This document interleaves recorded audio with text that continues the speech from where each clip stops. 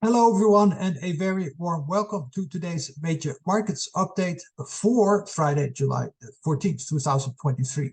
If you're signing in, don't touch any buttons. Please mute your phone or leave. Don't touch anything. Something went wrong. Could be from your end, could be from my end. Don't do anything. All right? You don't have to do anything. All you need to do is watch and listen. That said, you might think, what are we doing here? Word of the day. Is this the spelling bee? No, I am showing you the word of the day because the daily word by Don is effete. Effete means depleted of vitality, force, or effectiveness, in essence, exhausted. And it feels like the market is starting to get there a little bit, and I'll show you that detail in a moment. All right, so it looks like we're wrapping up these smaller fourth and fifth waves that we have been tracking. Now, we've been there many times before. The market keeps on extending. Extensions can always happen. Okay, we know that they can happen. We just don't know beforehand that they will happen. Of course, we cannot predict the future. We can only forecast where price will go based on breakouts and breakdowns and the patterns we've seen beforehand. If we see 5 waves up, we know we're going to get a decline, at least 3 waves, and another 5 waves higher, unless the fifth wave, initial fifth wave, was, of course, a higher final fifth wave, right? It's subdividing final fifth wave. Remember, before the CPI data, our primary expectation was for a drop. Why did we have that primary expectation? Well, allow me to explain that. Because we went higher. It was because we had a quite ugly rally into, I think, the July 3rd high, which counted best as only 3 waves up.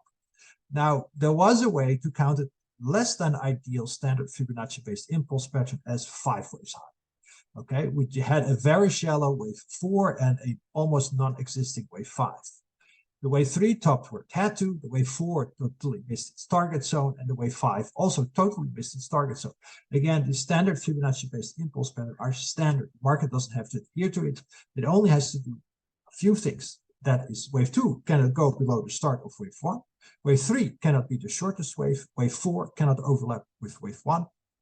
And that's it. That's all we need to do for a standard impulse. And this way, although this is quite ugly because this wave 3 here doesn't count well as 5 waves up, more like 3 in my humble opinion. But that's the problem with added wave once in a while. It is interpretive as well. So why then were we primarily looking lower for our primary wave count, our primary expectation? Because the technical indicators were all pointing decisively lower. Look at the MACD, it's on a sell. RSI5, negative divergence. So we had a equal height top on less strength, and the money flow was pointing lower. So what you then do is, okay, we look at where price is in relation to its moving averages. It was below its, I believe, 10 and 5-day simple moving average, above the 20/50, 100, 200. So that is about a, 2 out of 5, 2/3 positive, negative, negative, negative, and then a potential negative wave count. The weight of the evidence suggests, okay, our primary expectation is then for lower prices, but we must see those lower prices. So we wait till the market decides how it wants to respond to the CPI data, if it's positive or negative. I don't care about the actual CPI data, all right? There are many days where the CPI data or any data point, jobless claims, unemployment, whatever it is positive and the market reacts negative, and vice versa. So it's not about the substance of the report, it's about how the market reacts. And then you simply go, of course, with that. And we got the breakout. We knew if we get the breakout, we're going to go higher, all right? And that's what we got, though the higher is in an ugly fashion. But as I said on Wednesday, it seems like we have this inevitable destiny with certain Fibonacci extensions. For whatever reason, the market wants to reach those. So we are now here, and this looks, in my humble opinion, still typical for a fifth wave setup. Okay, meaning gray 5 of green 5. The NASDAQ 100 daily chart trading completely outside its upper Bollinger Band. When it does that, like here in May, when it does that, like here in January, we'll often see at least a 1-day decline. Okay, so shorter term, we can still do a last fifth wave higher. The technical indicators are suggestive of a third wave. or a final Geico 3, 4, 5. That's it. So the third wave. I also wanted to point out in this chart where you can see we had this blue wave 3 top exactly to 161.8, wave 4 almost to the 100%, and then wave 5 should have topped here at around 15,525-ish. Nope, we got a massive extension. Not my fault, it's just simply the market deciding to extend more than what is anticipated. I cannot know that beforehand. All right, so if you take profits here and we start breaking out, then of course you can re-enter again. Now, this orange wave 4, I have not moved, so far so good. And a little bit higher should still be in the cards. It doesn't have to be. So we'll have to wait and see if we maybe get some deeper retraces. So far, it's only 3 waves lower from today's intraday high, A, B, C, or 1, 2, 3. If we get 5 waves lower, things start to change. So far, I don't see it.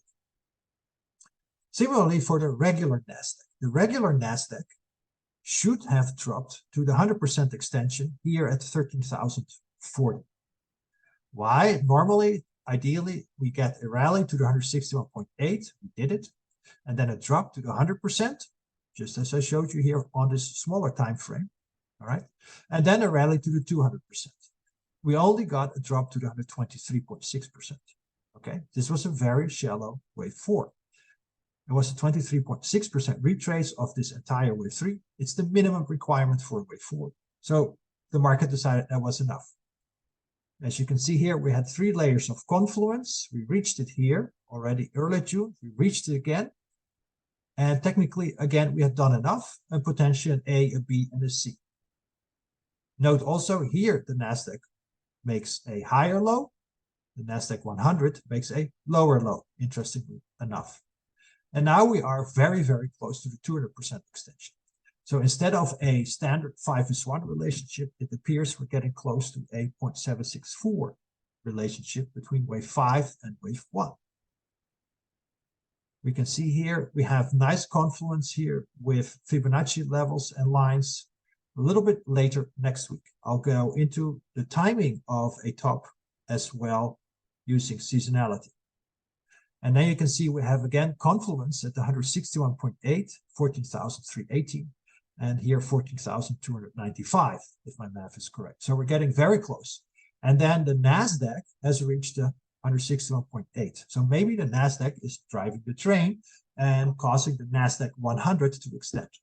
So then normally we should expect a retrace back to 100% and then a rally to 200%, with the knowledge that the previous wave 4 only did 223.6. So this wave 4, let me change the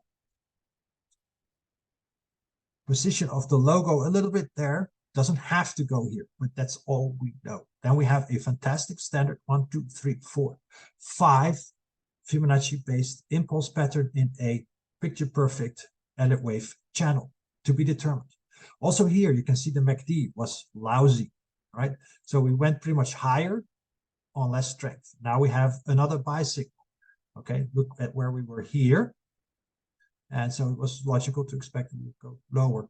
And we didn't. Money flow is still not great, but negative divergence is only divergence. It's a condition, not a trigger. If we add the Bollinger Bands to this chart, you will see that this chart also has us pretty much entirely outside this Bollinger Band now for the last 2 days. It's a strong looking chart, but it also tells us we're going a little bit too far, too fast. So a little bit higher would be nice, which of course matches with the 3, 4, 5 setup. All right, 3, 4, 5 setup. I haven't moved this wave 4 label. I have already reached this wave 4 target zone. Now we have to see if this is indeed only wave 4, and we're still going to go a little bit higher. I like the fact here that we topped here at max strength for the third of the third wave, potentially all of the third wave. Okay, all of the third wave. So that matches. Also here again, you can see we've reached the 161.8 to the T, almost to the 100%. Then we should have topped here for wave 3. Normally this wave 3 goes to the 100% extension. It went all the way to 138. All right, happens. It happens. It cannot be known beforehand. And now we're back to wave 4 and see if we're going to get a wave 5 for another leg higher. I would like to see that. Then we have some more better pronounced negative divergence for the next decline to kick in. Here then is the S&P 500 daily chart. starting with the October low A, B, 1, 2, 3, 4, 5, potentially C. Okay. We've reached the 161.8% extension at 45.11. We went as high as 45.27. 45.06 would be perfect, plus or minus 5. And there are technically enough scribbles in place to suggest the top is in, though also based on this wave count, as you can see, of the expanding ending diagonal. But again, if we wave count the cash market differently, with here being a very ugly wave 1, this looks really better as an ABC. But I've seen these wave 1s before, as you can see here for the semiconductors, this wave 1. Also ugly, but it's a wave 1. So it is what it is. Again, sometimes we cannot discern all the smallest of waves, and on this time frame, it just looks better like an ABC. Now, the problem we have is if we look at the futures market did drop below this low here, the July, I believe, 5th low. It went to 43.77. This low is at 43.85. So the futures market cannot be a 1-2 setup anymore. It's a little weird, and I don't want to correlate indexes, but just so you know that there's a lot of misalignment going on. And I do try to look at different indexes to get a better idea of if this current index is correct, right? You want to have some, I would say, independent third-party confirmation. It doesn't have to be exactly 1-to-1, but some things do have to match at some point to give us better confidence on where we are in the wave count. Now, if we do not label this top here as wave 1, there, but move it to here, so then we just had one straight up, then this was an A, B, C of a irregular running flat wave 2, then we're fine. 3, no overlap for 4, unfortunately overlap in the futures market. And now in this 3, 4, 5 setup, this wave 4 is still underway, could have already bottomed. I placed it here at 44.80. It's a kind of crude assessment. And then a final wave 5. This is more about the general pattern, as you can see. So we could have completed this wave 4 already. If you would do, for example, no, not that one. I never understand why stock charts always picks that one. As you can see here, then this wave 4 should ideally bottom here. Doesn't have to. That's all we go by. Ideally. So a little bit lower, and then you get your final wave 5 or 5 or 3. We have some divergences on the RSI 5, but not yet on the MACD. I'd like to see it a little bit better on the MACD. But I know that we have these cutoffs in place. Once we start dropping below certain price levels, which are previous tops, then chances increase that we have topped already. So here's the semiconductors. We're breaking higher. So this is our impulse pattern. We're following the impulse pattern. I have not moved this wave 4 label at all. Bottom right here in this box for wave 4, 5, 4, 5. All right. The alternative would be that we've topped here for all of wave B, A, B, C. But again, we need to drop below the A wave / first wave high. This is our cutoff. Let's put it in red. If we drop below that, then chances increase we have topped, because then all we are stuck with is some sort of diagonal 1, 2, 3, 4, 5. It's possible, but I'm not going to rely on it because I have 0 data to tell me that's going to happen. So that's our cutoff.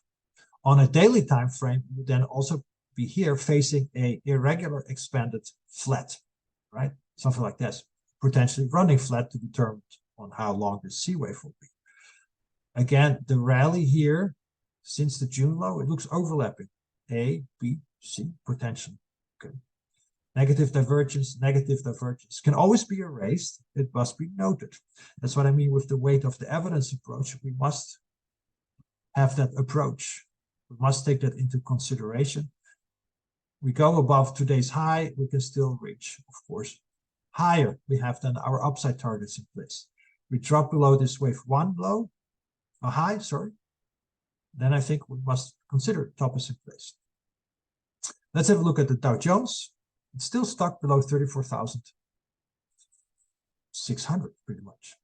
It's not moved in essence since November last year, 8 months of going nowhere, within a 7% range. So I can tell you which of the two wave counts it will be. I can't. We need to see, of course, a breakout that is sustained, meaning we break out, we hold the breakout and then rally higher. Then this is our preferred path on the breakout.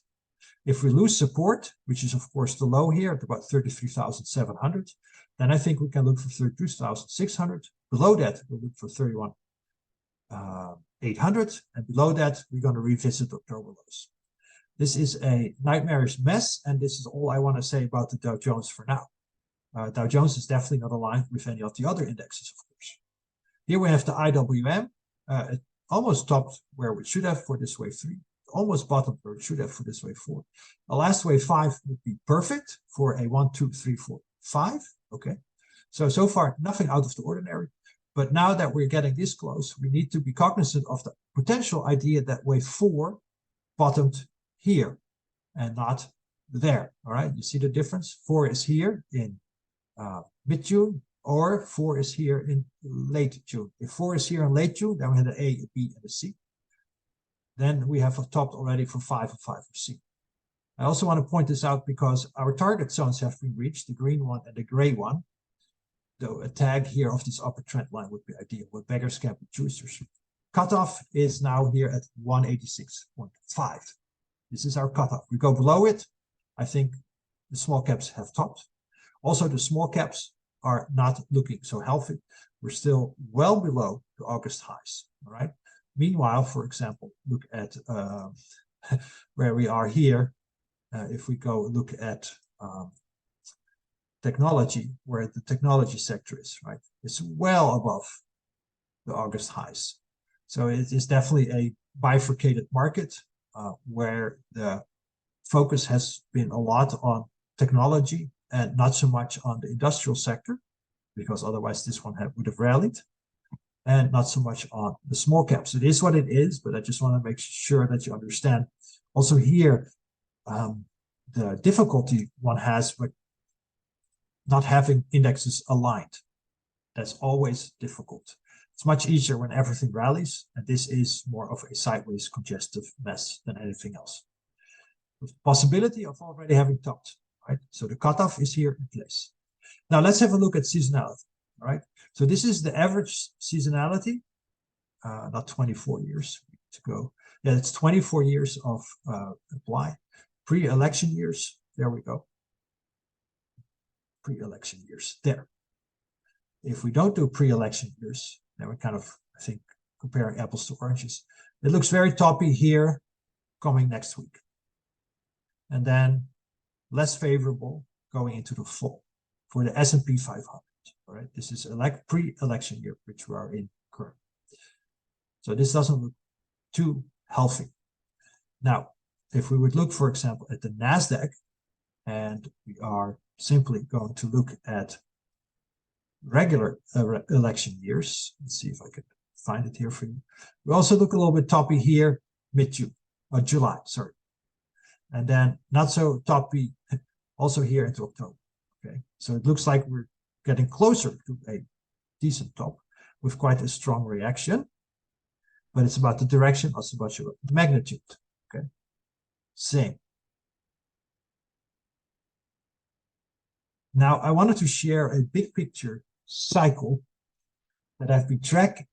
It's called the Pi cycle, Pi cycle. We look here at 2002 low. We look here at the 2009 low, and we apply Pi, the number of days in Pi, and we can see here that we have a short cycle. We have a 2-time cycle and a 4-time. So 1, 2, 4, right? So etc. 8, 16. And you can see here it aligns really well. So 4 of these cycles. So this is 1, 2, 3 of these cycles between 2002 and 2009. Nails into the exact day almost. Another cycle is where we have alignment of 2 green cycles, 1 black cycle. Here, 2011, important market top, right? Here again, alignment of green and blue, important market top. Again, now we have black, green, and blue getting very close to important market top, off by a few months before the COVID crash.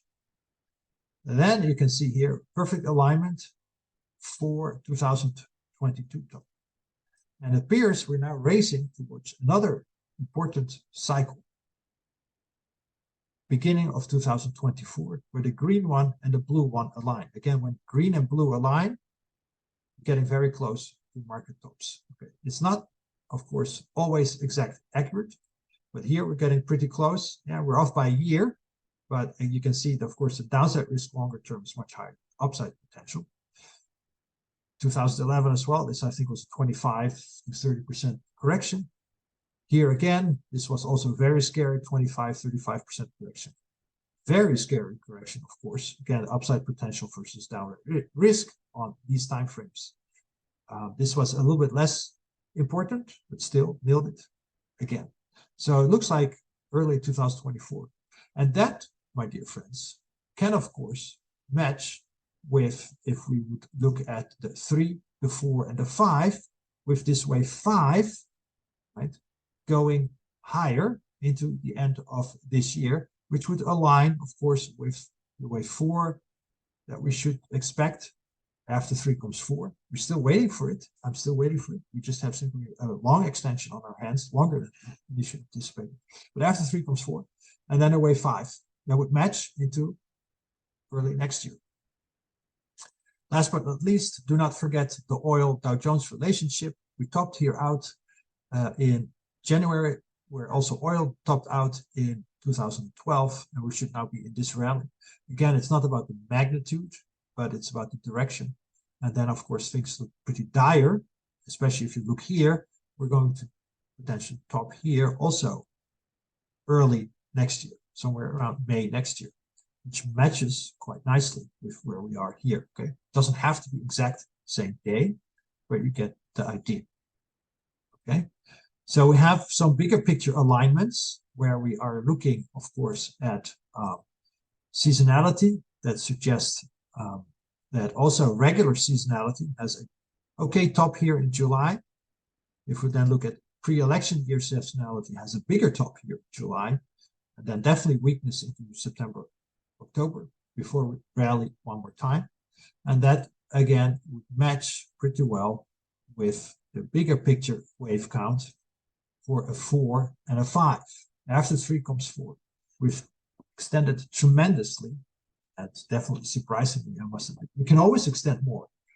But for now, this looks pretty good. If we would look here for a top, again, it would be somewhere next week.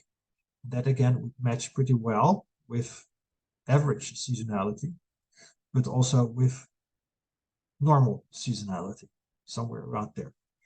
And this sometimes falls apart and sometimes follows it. It hasn't been the best of best years to follow it, but you know, we just add it into the mix and be aware of it. Again, I'm not saying to go short, I'm not saying to do anything. I'm just pointing out what I am seeing. Everybody can see this. You just have to have the tools. And it matches quite nicely eventually with the wave count. So I'm trying to align wave counts with, of course, timing and all that good stuff. All right. And trying to explain why our prices move higher, why were we actually looking lower based on the previous price action.